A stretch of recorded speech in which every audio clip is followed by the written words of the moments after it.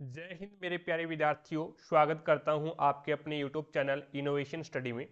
मैं संदीप चौधरी एक बार फिर आपके सामने हाजिर हुआ हूं एक्सीलेंट डेसवर्क के साथ। जैसा कि आप सभी को पता है, हम विज्ञान की एक्सीलेंट डेसवर्क कवर कर रहे हैं और उसमें हमने 6 मॉडल पेपर है वो कंप्लीट कर लिए हैं। अगर वो पीछे वाली क्लासें आपने नहीं देखी है तो इस क्लास के आई बटन या फिर डिस्क्रिप्शन बॉक्स में उसका लिंक मिल जाएगा, वहां से जाकर के पीछे वाली क्लासें आप ज्वाइन कर लीजिएगा, या फिर आप प्लेलिस्ट में जाओगे तो कंटिन्यू सभी क्लासें आपको देखने को मिलेगी। आज अपन 7 नंबर मॉडल पेपर यानी 7 नंबर जो मॉडल पेपर है वो कवर करने वाले हैं। तो चलिए शुरू करते हैं। एक आपकी जानकारी के लिए मैं बता दूं, अगर किसी भी स्टूडेंट को पीडीएफ डाउनलोड करनी है डेसवर्क की तो हमारा टेलीग्राम चैनल ज्वाइन कर लीजिएगा।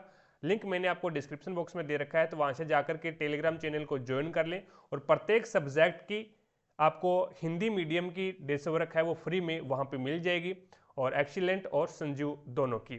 चलिए शुरू करते हैं आज का सेशन। जिसने भी क्लास को लाइक नहीं किया तो एक बार क्लास को लाइक जरूर करें ताकि हमारा भी मोटिवेशन बना रहे। और चैनल पर अगर आप नए हैं तो चैनल को सब्सक्राइब कर लेना, पास में लगे बेल आइकन को जरूर दबा लेना ताकि अपन जैसे ही नेक्स्ट वीडियो डालें तो उसका नोटिफिकेशन सबसे पहले आपके पास पहुंचे और आप तुरंत उसका लाभ उठा सको। जिसने भी चैनल को सब्सक्राइब नहीं किया है तो एक बार चैनल को सब्सक्राइब जरूर करें भी, ठीक है, और बेल आइकन को जरूर दबा लें। चलिए शुरू करते हैं। पहला क्वेश्चन देखिएगा। पहले का पहला क्वेश्चन है, निम्नलिखित में से सौपोषी है।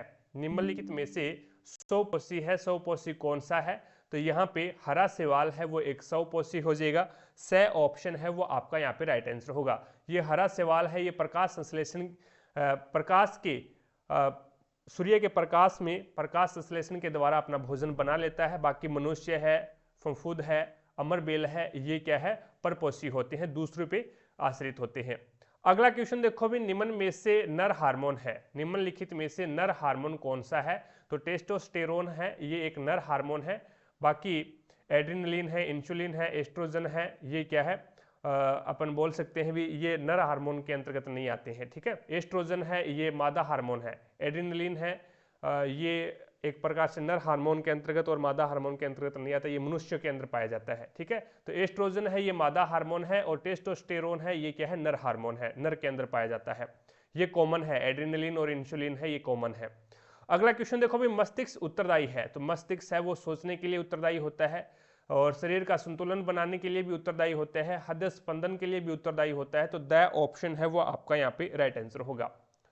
नेक्स्ट अगले क्वेश्चन पे लेके चलता हूं। केंद्र के बाहर कोशिका द्रव में पाए जाने वाले आंशिक पदार्थ कौन से हैं?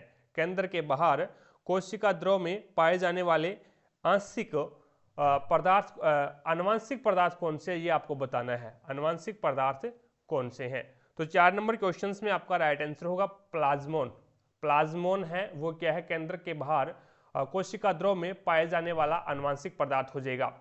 अगला क्वेश्चन देखो भाई, किसी गोलीय दर्पण तथा किसी पतले गोलीय लेंस दोनों की फोकस दूरियां -15 सेंटीमीटर है, तो दर्पण या फिर लेंस संभवतः कौन से होंगे? तो संभवतः दोनों के दोनों अवतल होंगे, ठीक है, दोनों अवतल होंगे। जहां पे फोकस दूरी आपको दे रखी है माइनस में दे रखी है, तो माइनस में फोकस दूरी किसकी होती है? तो वो अवतल लेंस और अवतल दर्पण दोनों की होती है। तो यहाँ पे ए ऑप्शन है वो आपका राइट आंसर होगा। अगला क्वेश्चन देखो भी, तारिका। तारिका किसके पीछे स्थित होती है? तारिका है वो किसके पीछे स्थित होती है? तो यहाँ पे आपका राइट आंसर हो जाएगा कॉर्निया। और वैसे अगर आप सीआईडी देखते हैं तो तारिका है वो अभिजीत के पीछे स्थित होती है, ठीक है। अगर आप सीआईडी देखते हैं तो तारिका है वो अभिजीत के पीछे स्थित होती है, और अगर आप विज्ञान पढ़ रहे हैं तो विज्ञान में तारिका है वो कॉर्निया के पीछे स्थित होती है। आगे देखो भी, नेक्स्ट अपने पास है विभवांतर को मापने वाला यंत्र है। तो विभवांतर को वोल्ट मीटर है वो मापता है। बे ऑप्शन है वो आपका यहाँ पे राइट आंसर होगा। और विद्युत धारा को कौन मापता है? तो ये एमीटर मापता है। वोल्ट मीटर है वो पार्श्व क्रम में जोड़ा जाता है, और एमीटर है ये श्रेणी क्रम में जोड़ा जाता है। आगे चलते हैं। नेक्स्ट देखो भी, नेक्स्ट अपने पास में है अगला क्वेश्चन है, एक यूनिट विद्युत तुल्य है। एक यूनिट विद्युत किसके तुल्य हो जाएगी, ये आपको यहाँ पे बताना है। तो यहाँ पे 3600 किलो जूल के अंतर्गत आएगी। एक यूनिट विद्युत तुल्य है तो वो 3600 किलो जूल के अंतर्गत आ जाएगी, ठीक है। या फिर अपन अगर किलो का निशान हटाएंगे, मान हटाएंगे, तो ये आ जाएगा 36 × 10⁵ जूल। 36 × 10⁵ जूल, या फिर किलो जूल लगाओगे तो यहाँ पे 3600 किलो जूल आपका यहाँ पे राइट आंसर होगा। अगला क्वेश्चन देखो भी, जंग लगने के लिए आवश्यक कारक कौन कौन से हैं। अगर आपको किसी लोहे पर जंग लगाना है तो उसके लिए आपको क्या क्या चाहिए, तो धातु की खुली सतह होनी चाहिए, पहली बात तो ये, ऑक्सीजन की उपस्थिति होनी चाहिए, दूसरी बात, और तीसरी बात होना चाहिए भी नमी की उपस्थिति होनी चाहिए, आर्द्रता होनी चाहिए। तो ऑल ऑफ दीज इसमें आपका राइट आंसर हो जाएगा। अगला क्वेश्चन है SgBr। सूर्य के प्रकाश में अगर हम इसको खुला छोड़ देंगे तो Hg अलग हो जाएगा, सिल्वर अलग हो जाएगा, और ब्रोमीन है ये अलग हो जाएगा। तो अभिक्रिया का प्रयोग, अभिक्रिया का उपयोग कहाँ पर किया जाता है, अभिक्रिया का उपयोग है वो कहाँ पे किया जाता है, ये आपको बताना है।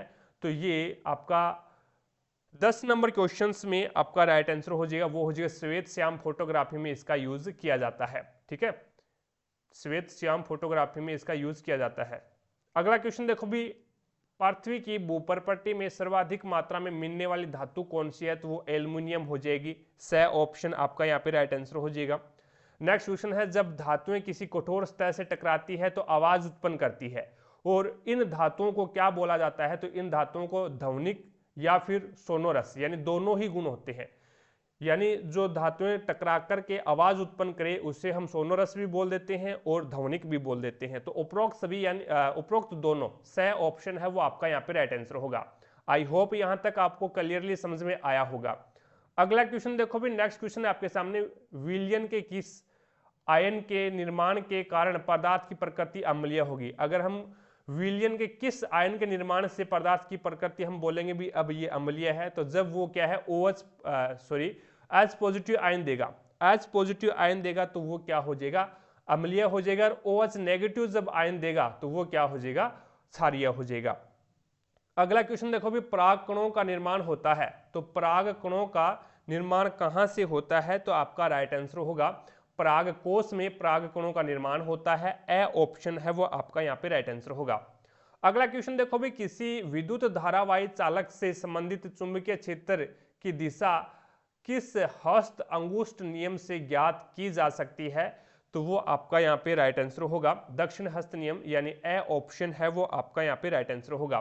किसी विद्युत धारावाही चालक से संबंधित चुंबकीय क्षेत्र की दिशा किस हस्त अंगुष्ठ नियम से ज्ञात की जा सकती है, तो इसमें आपका राइट आंसर होगा दक्षिण, यानी ए ऑप्शन है वो आपका यहाँ पे राइट आंसर होगा। तो इस प्रकार से अपना पहला क्वेश्चन है वो यहाँ पे कंप्लीट हो जाता है। अब अपन दूसरा क्वेश्चन कवर करेंगे। जिसने भी क्लास को लाइक नहीं किया है तो एक बार क्लास को लाइक जरूर करें भी, और चैनल को सब्सक्राइब नहीं कर रखा है तो चैनल को जरूर सब्सक्राइब कर ले, ठीक है। और पास में लगे बेल आइकन को जरूर दबा लें ताकि अपन जैसे ही नेक्स्ट वीडियो डालेंगे तो उसका नोटिफिकेशन सबसे पहले आपके पास पहुंचे और आप तुरंत उसका लाभ उठा सको। It's okay. दूसरा क्वेश्चन देखो भी, हृदय गति के असामान्य हो जाने पर हृदय स्पंदन को नियंत्रित कौन करता है, कंट्रोल कौन करता है, तो यहाँ पे आपका राइट आंसर होगा पेस मेकर है वो यहाँ पे इसको कंट्रोल करता है। अगला क्वेश्चन देखो भी, 2 नंबर क्वेश्चन है दूसरे का दूसरा, पीतल के अवयव घटक तांबा तथा है। तो यहाँ पे मैंने आपको एक पहले भी ट्रिक बताई थी, अवयव घटक यानी पीतल, पीताज, इस प्रकार से आप याद रख सकते हैं। तो पी से बन जाएगा पीतल, और ता से बन जाएगा तांबा, और जय से बन जाएगा जस्ता। तो यहाँ पे जो होगा वो पीतल के अवयव यानी पीतल एक मिश्र धातु है, वो किस किस से मिलकर बनी है, तांबा और जस्ता से मिलकर बनी है। तो यहाँ पे तांबा और जस्ता हो जाएगा, ठीक है। अगला क्वेश्चन देखो भी, जनन की मूल घटना है, तो ये डीएनए की प्रतिकृति हो जाएगा। डीएनए की फोटोकॉपी आप बोल सकते हैं, तो डीएनए की प्रतिकृति हो जाएगा। साधारण नमक NaCl होता है भी, NaCl सोडियम क्लोराइड है, ये क्या है, एक साधारण नमक होता है। वाहनों के पश्च दृश्य दर्पण के रूप में प्रयुक्त दर्पण कौन सा होता है, तो वो उत्तल दर्पण का हम साइड मिरर के रूप में यूज किया करते हैं, ठीक है। और जो हेडलाइटों में है वो अवतल दर्पण का यूज करते हैं। अगला क्वेश्चन है, विद्युत विभवांतर का मात्रक क्या है। विद्युत विभवांतर का मात्रक क्या होता है, तो ये वोल्ट होता है भी, ठीक है। वोल्ट यहाँ पे आपका राइट आंसर होगा, जिसे V से डिनोट किया जाता है। V बराबर IR आपने पढ़ा ही होगा, V बराबर IR। अगला क्वेश्चन देखो भी, एक स्थलीय पारितंत्र में हरे पौधे की पत्तियों द्वारा प्राप्त होने वाली सौर ऊर्जा का लगभग भाग खाद्य ऊर्जा में परिवर्तित होता है। तो लगभग 1% भाग है वो क्या है, खाद्य ऊर्जा में परिवर्तित होता है। तो इस प्रकार से अपना 2 नंबर क्वेश्चन है वो भी कंप्लीट हो जाता है। आगे चलते हैं 3 नंबर क्वेश्चन पे। पहला क्वेश्चन देखो अभी 3 नंबर का, किसी क्षार को जल में मिलाने पर क्या होगा। कोई क्षार है उसको जब हम जल में मिलाएंगे तो क्या हो जाएगा, तो ये OH नेगेटिव आयन देगा। अभी OH नेगेटिव आयन देगा। जब हम जल के अंदर है वो किसी अम्ल को मिलाएंगे तो ये क्या करेगा, H पॉजिटिव आयन देगा। अम्ल है वो H पॉजिटिव आयन देता है और क्षार है ये OH नेगेटिव आयन देता है। यहां तक क्लियर हो गया क्या। अगला क्वेश्चन देखो भी, अभी तक कितने तत्व ज्ञात हैं, किन 2 वर्गों में इन सभी तत्वों को बांटा जा सकता है। तो यहाँ पे अभी तक जो ज्ञात तत्व है वो अभी तक 114, अभी तक क्या है 114 बताए जा रहे हैं अभी, ठीक है। और वैसे है वो ज्ञात है वो 118 हो चुके हैं, ज्ञात तत्व है वो कितने हैं 18 है, लेकिन नामाकरण है वो शायद 114 का ही हुआ है, ठीक है। नामाकरण है वो 114 का ही हुआ है। अब यहाँ पे इसने पूछा है आगे किन 2 वर्गों में इन सभी तत्वों को बांटा जा सकता है। तो इन तत्वों को उनके गुणों के आधार पर धातु और अधातु, ठीक है, धातु मेटल और नॉन मेटल, धातु और अधातु के आधार पर इनको 2 भागों में डिवाइड किया गया है। अगला क्वेश्चन देखो भी, नेक्स्ट क्वेश्चन है संकलन अभिक्रिया किसे कहते हैं। संकलन अभिक्रिया है वो किसे कहा जाता है। तो संकलन अभिक्रिया एक ऐसी अभिक्रिया होती है जिसमें एक असंतुष्ट हाइड्रोकार्बन किसी अन्य पदार्थ से मिलकर के केवल एक यौगिक उत्पन्न करता है। यानी संकलन एक ऐसी अभिक्रिया है जिसमें एक असंतुष्ट हाइड्रोकार्बन है वो किसी अन्य पदार्थ से मिलकर के केवल एक यौगिक का निर्माण करता है या फिर एक यौगिक उत्पन्न करता है, उसे हम क्या बोलते हैं, संकलन अभिक्रिया बोलते हैं। अगला क्वेश्चन देखो भी, साबुन कैसे बनता है। साबुन है वो कैसे बनता है ये आपको बताना है। तो साबुन तेल से, वसा से बनता है भी, ठीक है, तेल और वसा से बनता है। जो वसा अम्ल या फिर बोल सकते हैं ग्लिसरॉल के एस्टर होते हैं, ठीक है। साबुन कैसे बनते हैं, तो साबुन है वो तेल और वसा से बनते हैं जो कि ग्लिसरॉल के एस्टर होते हैं। अगला क्वेश्चन देखो, गुरुत्वानुवर्तन को परिभाषित करना है। गुरुत्वानुवर्तन को परिभाषित करना है तो गुरुत्वानुवर्तन होता क्या है अभी। तो गुरुत्वानुवर्तन आपने जड़ों में देखा होगा, जड़ होती है पेड़ पौधों की वो, यानी जड़ द्वारा गुरुत्व के प्रभाव से भूमि के नीचे की ओर वृद्धि करना गुरुत्वानुवर्तन कहलाता है। जड़ें होती है वो क्या है, नीचे की ओर, भूमि में नीचे की ओर क्या करती है, वृद्धि करती है, ठीक है। अगर आपसे ये पूछ ले विप्रकाश, सूर्य के प्रकाश के अकॉर्डिंग जड़ों की जो वृद्धि होती है वो कैसी होती है, तो ऋणात्मक होती है। और अगर हम बात करते हैं गुरुत्व के प्रति क्या होती है, ये धनात्मक होती है, ठीक है। तो यहाँ पे गुरुत्वानुवर्तन को परिभाषित करना है तो गुरुत्वानुवर्तन है वो जड़ों द्वारा गुरुत्व के प्रभाव से भूमि के नीचे की ओर वृद्धि करना, भूमि में नीचे की ओर वृद्धि करना गुरुत्वानुवर्तन कहलाता है। अगला क्वेश्चन देखो भी, स्त्री केशर के कौन से भाग होते हैं। स्त्री केशर के कौन से भाग होते हैं, तो यहाँ पे वर्तिका है, ये भी क्या है, वर्तिका है, ये भी स्त्री केशर का भाग है, ठीक है। और वर्तिकाग्र है, ये भी क्या है, स्त्री केशर का भाग है। अंडाशय है, ये भी क्या है, स्त्री केशर का भाग हो जाएगा। तो इस प्रकार से वर्तिका है, वर्तिकाग्र है, अंडाशय है, ये स्त्री केशर के भाग हो जाएंगे। अगला क्वेश्चन देखो भी, जब वस्तु लेंस से अनंत दूरी पर हो तो प्रतिबिंब कैसा बनेगा। जब वस्तु है वो लेंस से क्या है, अनंत दूरी पर है, तो ये वास्तविक बनेगा, उल्टा बनेगा, और कैसा बनेगा भाई, उल्टा बनेगा और वस्तु से छोटा बनेगा। वास्तविक, उल्टा और वस्तु से छोटा बनेगा। अगला क्वेश्चन देखो भी, नेक्स्ट क्वेश्चन है, मुख्य फोकस व प्रकाशिक केंद्र के बीच की दूरी को हम क्या बोलते हैं। मुख्य फोकस है और प्रकाशिक केंद्र के बीच की दूरी को फोकस दूरी कहते हैं, जिसे आपसे डिनोट किया जाता है। अगला क्वेश्चन देखो भी, चुंबकीय क्षेत्र की आपेक्षिक प्रबलता अधिकतम कहाँ होती है। चुंबकीय क्षेत्र की आपेक्षिक प्रबलता है वो अधिकतम है वो ध्रुवों पर होती है, ध्रुवों पर सबसे ज्यादा होती है। और जो कम होती है वो कहाँ पे होती है, तो मिडल बीच के अंदर है वो कम होती है, ध्रुवों के अंदर है वो चुंबकीय क्षेत्र ज्यादा होता है चुंबक के अंदर। अगला क्वेश्चन देखो भी, नेक्स्ट क्वेश्चन है, शाकाहारी उपभोक्ता क्या होते हैं? शाकाहारी उपभोक्ता क्या होते हैं? तो पेड़ पौधों तथा उनके उत्पादों को खाने वाले उपभोक्ता क्या होते हैं? शाकाहारी उपभोक्ता होते हैं।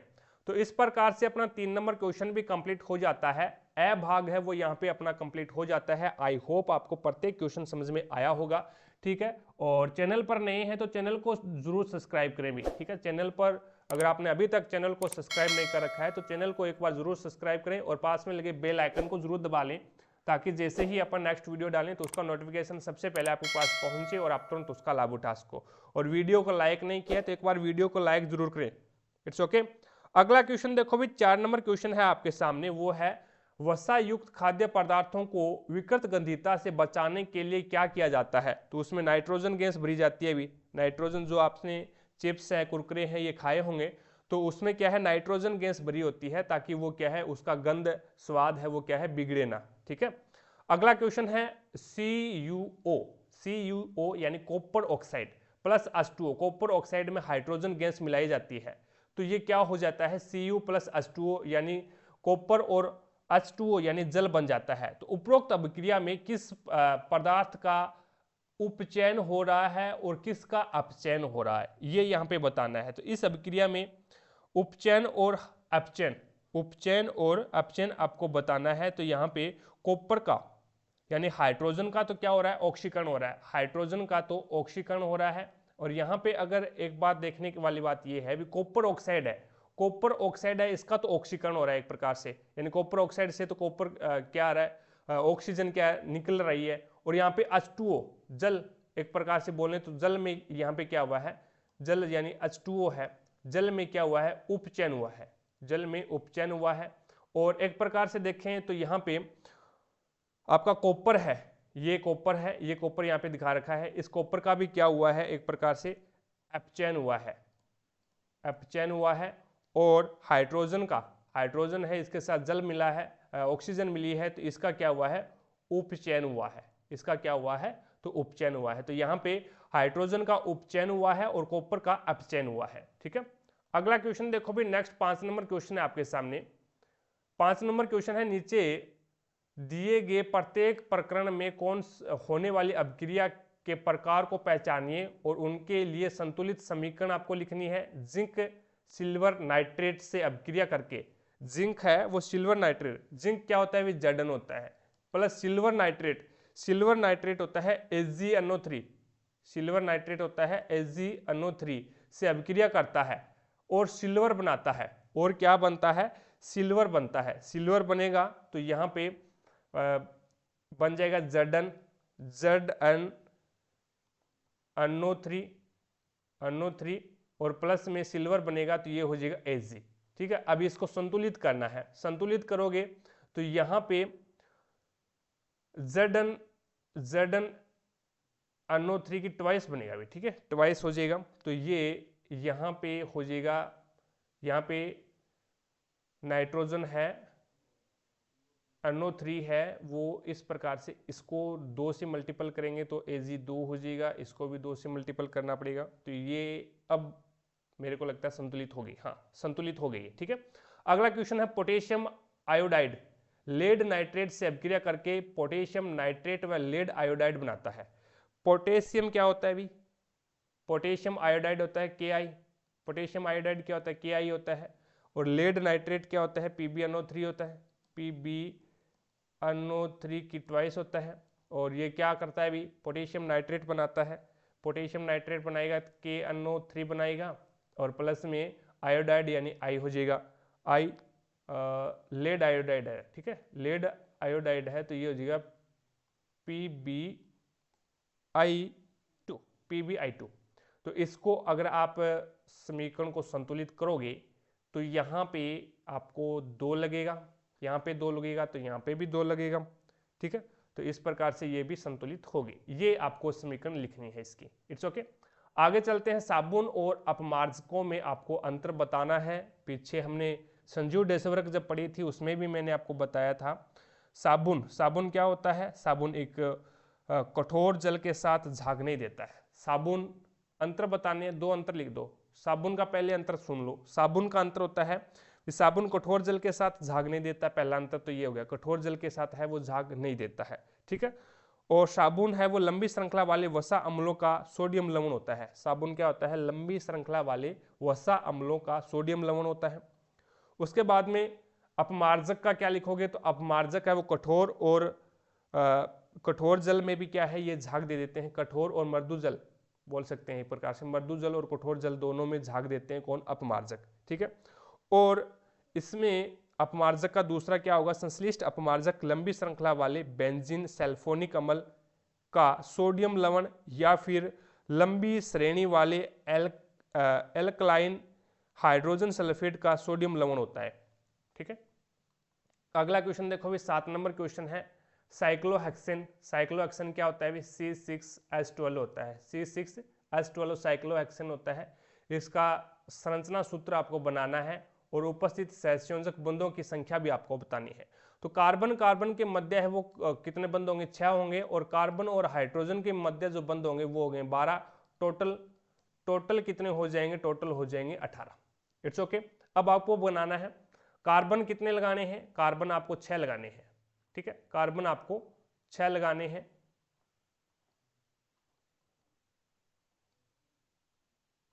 ये 6 कार्बन हो गए। अब आपको हाइड्रोजन कितने जोड़ने हैं, 12 जोड़ने हैं। तो हाइड्रोजन आप 12 जोड़ोगे तो इस प्रकार से 2 हाइड्रोजन और इस प्रकार से 2 हाइड्रोजन और इस प्रकार से 2 हाइड्रोजन, यानी कार्बन के भी 4 हाथ कंप्लीट होने चाहिए, ये भी आपको ध्यान में रखना है, ठीक है। अब यहाँ पे कार्बन के हाथ है वो कंप्लीट हो रहे हैं 4, ठीक है। अब ये इस प्रकार से डायरेक्ट जो संरचना है वो साइक्लोहेक्सेन की संरचना बनेगी। साइक्लोहेक्सेन का जो फॉर्मूला होगा वो क्या होगा, C6H12 होगा, और सहसंयोजक बंधों की संख्या क्या होगी, तो टोटल सहसंयोजक बंध है वो 18 होंगे इसमें, ठीक है। कार्बन कार्बन के मध्य 6 होते हैं और कार्बन हाइड्रोजन के मध्य वो 12 होते हैं, टोटल है वो 18 होते हैं। अगला क्वेश्चन देखो भी, नेक्स्ट क्वेश्चन है भोजन के पाचन में पीत रस की क्या भूमिका होती है। भोजन के पाचन में पीत रस की क्या भूमिका होती है, तो वो सुन लो आप क्या भूमिका होती है। पीत रस का जो स्त्रावण होता है वो यकृत से होता है, और पीत रस है वो पित्ताशय के अंदर है वो संचित रहता है, इकट्ठा पित्ताशय के अंदर होता है।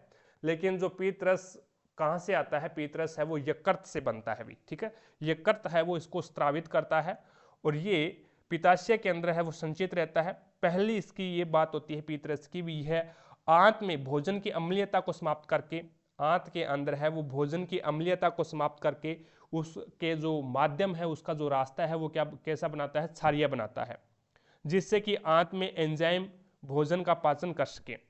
दूसरा हो जाएगा यह क्या है, वसा अणुओं को छोटे छोटे ग्लोबुल में तोड़ देता है, जिससे वसा का पाचन है वो आसानी से हो जाए, ठीक है। तो पहला कार्य तो ये हो जाएगा अभी, ये आंत के अंदर है वो भोजन की अम्लीयता को समाप्त कर देता है और उसका जो माध्यम है उसका जो भोजन का जो रास्ता है वो क्या बना देता है, क्षारीय बना देता है। दूसरा इसका ये हो जाएगा अभी, ये वसा अणुओं को क्या छोटे छोटे ग्लोबुल में तोड़ देता है, जिससे कि वसा का जो पाचन है वो आसानी से हो जाए। अगला क्वेश्चन देखो अभी 9 नंबर क्वेश्चन है, प्रोटीन संश्लेषण क्यों आवश्यक है। प्रोटीन का संश्लेषण क्यों आवश्यक है, तो प्रोटीन संश्लेषण डीएनए के नियंत्रण में कोशिका के अंदर होता है। प्रोटीन का जो संश्लेषण है वो राइबोसोम करता है और वो डीएनए के नियंत्रण में कोशिका के अंदर होता है। प्रोटीन एंजाइम के रूप में विभिन्न उपापचयी क्रियाओं का संचालन करते हैं और इन क्रियाओं द्वारा जीव में वृद्धि होती है और वृद्धि का जो अंतिम परिणाम है वो होता है जनन। वृद्धि क्यों करते हैं, जनन करने के लिए वृद्धि करते हैं। अगला 10 नंबर क्वेश्चन देखो अभी, 10 नंबर क्वेश्चन है जनन किसी स्पीसीज की समष्टि के स्थायित्व के लिए किस प्रकार सहायक होता है भी। जनन द्वारा पैतृक पीढ़ी से पुत्री पीढ़ी का निर्माण होता है। जनन के द्वारा क्या होता है, पैतृक पीढ़ी से पुत्री पीढ़ी का निर्माण होता है और पुत्री पीढ़ी आगे चल करके क्या करती है, पैतृक पीढ़ी का कार्य करती है और संतान उत्पन्न करती है और यह क्रम लगातार चलता रहता है। इसी कारण स्पीसीज की समष्टि का स्थायित्व बनाए रखने के लिए क्या है, जनन है वो आवश्यक है।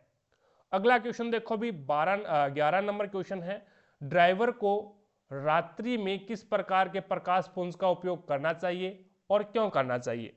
ड्राइवरों को रात्रि में कम तीव्रता वाले प्रकाश पुंज का उपयोग करना चाहिए, लेकिन आजकल तो वाहनों में भी एलईडी लाइट आ गई तो सामने वाले की तो आंखें नहीं खुलती है, यहाँ पे क्या कह रहा है ये, कम तीव्रता, जिसकी तीव्रता कम हो उस लाइट का यूज करना चाहिए, ठीक है, ताकि सामने से आने वाले वाहन के ड्राइवर की आंखों में रोशनी नहीं पड़े, उसे सामने स्पष्ट दिखाई दे। इस प्रकार से अगर आप वाहनों में जो लाइट है, लाइट का जो प्रकाश पुंज है उसका यूज करोगे तो दुर्घटनाएं हैं वो कम हो जाएगी, ठीक है। अगला क्वेश्चन देखो भी, 12 नंबर क्वेश्चन है। 12 नंबर क्वेश्चन है, 15 सेमी फोकस दूरी के अवतल दर्पण का उपयोग करके हम किसी बिंब का सीधा प्रतिबिंब बनाना चाहते हैं। बिंब का दर्पण से दूरी का परिसर क्या होना चाहिए, प्रतिबिंब की प्रकृति कैसी होगी, और प्रतिबिंब बिंब से बड़ा या छोटा। इस स्थिति में प्रतिबिंब बनने का एक किरण आरेख आपको बनाना है, जो कि यहाँ पे आपको दिखाई दे रहा है। इस प्रकार से आपको ये किरण आरेख बनाना है। ये एक आपका अवतल दर्पण हो गया। वस्तु को यहाँ पे ध्रुव, ये ध्रुव है और इस ध्रुव और ये फोकस बिंदु है, इन दोनों के बीच में रखा है, ठीक है। तो ये जो प्रतिबिंब बनेगा, वस्तु का सीधा प्रतिबिंब बनेगा, आभासी बनेगा, ठीक है, आभासी बनेगा क्योंकि पीछे बन रहा है, ये आगे तो बनेगा नहीं, पीछे बन रहा है और दर्पण के पीछे बनेगा, ठीक है। इतनी बातें समझ में आ गई। सीधा प्रतिबिंब प्राप्त करने के लिए वस्तु के दर्पण के मुख्य फोकस और ध्रुव के बीच में रखना होगा। अतः वस्तु की दर्पण के ध्रुव की दूरी है वो 15 सेंटीमीटर से कुछ कम हो सकती है, और वस्तु का जो प्रतिबिंब है वो सीधा बनेगा, आभासी बनेगा और वस्तु के आकार से बड़ा बनेगा। और आभासी प्रतिबिंब को आपको पता है हम क्या नहीं कर सकते भी, इसे पर्दे पर प्राप्त नहीं कर सकते हैं। और ये ओनली फॉर कौन सा दर्पण बनाता है, आभासी प्रतिबिंब। तो ये एक ही कंडीशन, यानी दर्पण की अगर मैं बात करूं तो दर्पण में अवतल दर्पण के अंदर है वो एक ही कंडीशन होती है जो कि आभासी प्रतिबिंब बनता है। बाकी जो 500 कंडीशन है उसमें क्या है, वास्तविक प्रतिबिंब बनता है। आगे चलते हुए नेक्स्ट क्वेश्चन देखो। नेक्स्ट अपने पास में 13 नंबर क्वेश्चन आता है, अति चालकता से क्या आशय है। अति चालकता से क्या आशय है, तो कुछ धातुओं का जो ताप है, कुछ धातुओं का निम्न ताप पर प्रतिरोध समाप्त हो जाता है, निम्न ताप के ऊपर है वो प्रतिरोध समाप्त हो जाता है, और इस घटना को क्या कहते हैं, अति चालकता कहते हैं। उदाहरण के लिए जब पारे के ताप को 4.12 केल्विन तक कम किया गया तो पारे का प्रतिरोध है वो लुप्त हो गया, पारे का प्रतिरोध है वो लुप्त हो जाता है, और इस तापमान पर पारा अतिचालक बन जाता है। और अतिचालकता का आविष्कार है वो एक डच वैज्ञानिक एच कामरलिंग ओनेस ने किया था। आगे देखो भी, नेक्स्ट आपके सामने है धारावाही परिनालिका में चुंबकीय बल रेखाओं को आपको चित्रित करना है। जैसा कि यहाँ पे आपको मैं दिखा दूं, इस प्रकार से आपको ये डायग्राम बनाना है 14 नंबर क्वेश्चंस में, ठीक है। एक धारावाही परिनालिका के अंदर है वो आपको इस प्रकार से डायग्राम बनाना है। ये यहाँ पे बैटरी है, यहाँ पे ये कुंजी लगानी है, और इस प्रकार से एक धारावाही प्रणालिका बनानी है। उसके अंदर है वो ये कौन सा ध्रुव है, तो ये एस ध्रुव नॉर्थ हो जाएगा, उत्तर, और ये क्या हो जाएगा, इसका साउथ हो जाएगा, ठीक है। आगे चलते हुए नेक्स्ट क्वेश्चन देखो। 15 नंबर क्वेश्चन से आपके सामने, क्या होगा यदि हम एक पोषी स्तर के सभी जीवों को समाप्त कर दें। क्या होगा अगर हम एक पोषी स्तर के सभी जीवों को समाप्त कर दें या फिर कहीं मार डालें तो क्या होगा। तो एक पोषी स्तर के सभी जीवों को समाप्त कर देने से पारिस्थितिकी संतुलन है वो क्या हो जाएगा, बिगड़ जाएगा, पारिस्थितिकी असंतुलन हो जाएगा, बिगड़ जाएगा। और प्रकृति में सभी आहार श्रृंखलाएं उनके कड़ियों से मिलकर बनी होती है, यानी प्रकृति में जो सभी आहार श्रृंखलाएं होती है वो अनेक कड़ियों से मिलकर बनी होती है, और इनकी प्रत्येक कड़ी एक पोषी स्तर कहलाती है। यदि आहार श्रृंखला की किसी भी कड़ी को समाप्त कर दें तो उससे पहले की पोषी स्तर में जीवों की संख्या है वो अधिकतम बढ़ जाएगी, और उसके बाद की पोषी स्तर की संख्याएं हैं भोजन की अनुपलब्धि में समाप्त हो जाएगी, उनकी संख्याएं घट जाएगी। तो उदाहरण के लिए यदि हम प्रथम पोषी स्तर हरी घास को नष्ट कर दें तो इस पर निर्भर करने वाले सभी जीव है वो भूखे मर जाएंगे। तो ये ही कंडीशन होगी भी जब हम एक पोषी स्तर को समाप्त कर देंगे, तो उनके बाद की जो कंडीशन है उनके बाद की जो कड़ी है वो क्या हो जाएगी, ऑटोमेटिक ही समाप्त हो जाएगी।